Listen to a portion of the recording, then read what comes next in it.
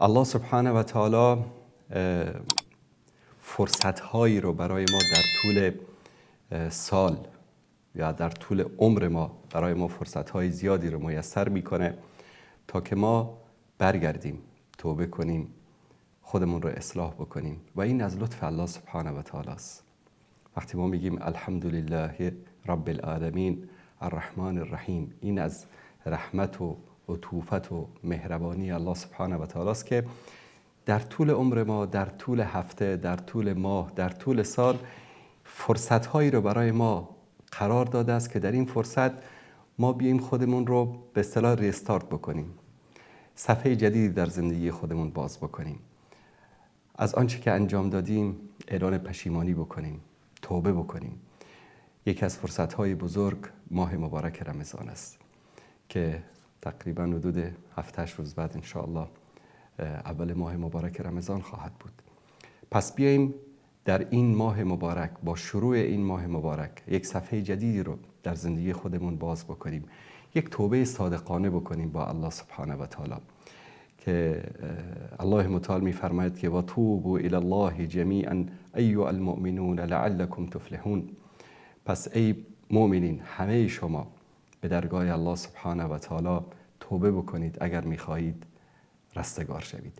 این ماه رو الله سبحانه و تعالی یک فرصتی قرار داده است برای ما، فرصتی که بیاییم توبه بکنیم. شاید بعضی بگن که ما اینقدر گناهکار هستیم، نماز نخوندیم، روزه نگرفتیم، گناه‌های زیاد کردیم. الله متعال می‌فرماید قل یا عبادی الذین اسرفوا علی انفسهم لا تقنطوا من رحمت الله ان الله یغفر الذنوب جمیعا. ای کسانی که گناه کردید بلکه در گناه زیاده روی کردید، اسراف کردید.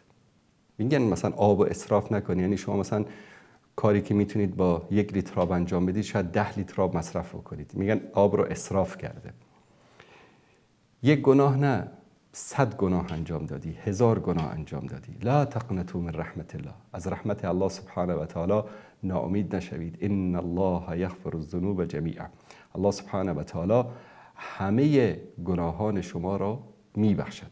پس از این فرصت طلایی که ماه مبارک رمضان است استفاده کنیم. موضوع دیگر دعا هست. دعا خیلی مهم هست. دعا سلاح مؤمن است.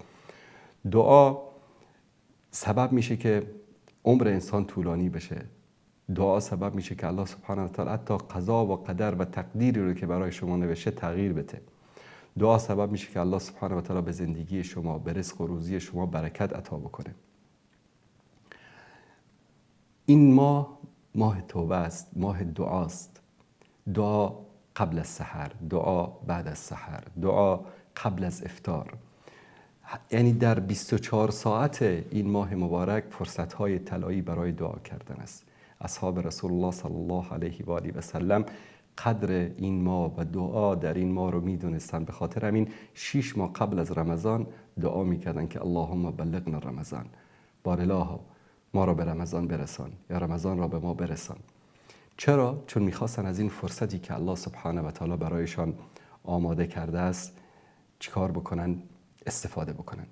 یکی دیگر از موارد مهمی که قبل از رمضان باید ما بهش توجه داشته باشیم، اگر که روزهای تأخیری دارید، کسایی هستند روزه خوردن، گناه کردن، یا که مشکلی داشتن، سفری داشتن، بیماری داشتن، قبل از رمضان اصل بر این است که باید انسان چیکار بکنه؟ روزهای قضاییش رو بگیره. اگر که نتونستید بگیرید، اگر نمیتوانید بگیرید، شاید میگید که ما به زور روزه ماه رمضان رو میگیریم، حالا این قضاییایی که داشتیم، یا مثلا کسی یک روز اشتباهی اومده روزه خودش رو عمدن خورده، خب این یک گناه بزرگی است و کفارهش چی است؟ آزاد کردن یک برده. اگر کسی نتونه برده ای رو آزاد بکنه، 60 روز روزه گرفتن است در اول. اگر نتونه 60 روز روزه بگیره باید برده ای رو آزاد بکنه. برده نباشه باید 60 نفر مسکین رو طعام بده.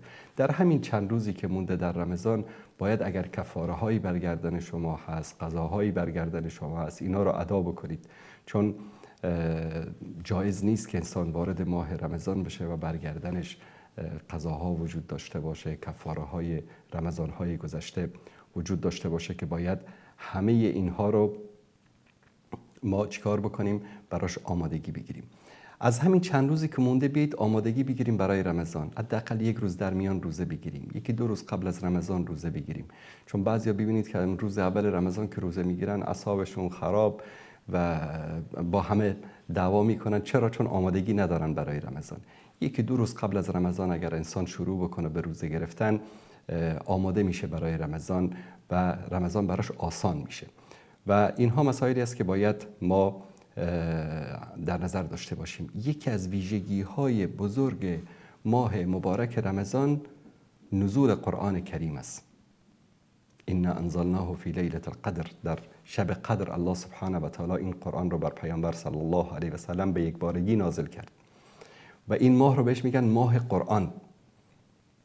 ببینید ماهی که در او قرآن نازل میشه بهترین ماها میشه، عروس ماها میشه.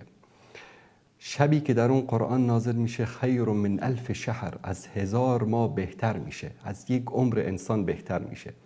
پیامبری که بر او قرآن کریم نازل میشه خاتم الانبیا، سید و سردار اولاد آدم میشه و امتی که بر او و بر این امت قرآن نازل شده بهترین امت میشه. پس این قرآن کریم است، قرآن مجید است، قرآن عظیم است. چرا که به انسانی که عمل بکنه به این قرآن، بخونه این قرآن رو، در زندگیش پیاده بکنه این قرآن رو، مجد میده، عظمت میده، کرامت میده. به خاطر همین این ماه قرآن است. قرآن خواندن در این ماه، تلاوت قرآن کریم اجر و پاداش بی‌نهایت داره. گرچه انسان باید در طول سال همیشه قرآن کریم رو تلاوت بکنه، اما این ماه یک فرصت طلایی است برای اینکه ما یک بار دیگر با قرآن کریم، با وحی الهی، با این کتاب آسمانی تجدید عهد و پیمان بکنیم.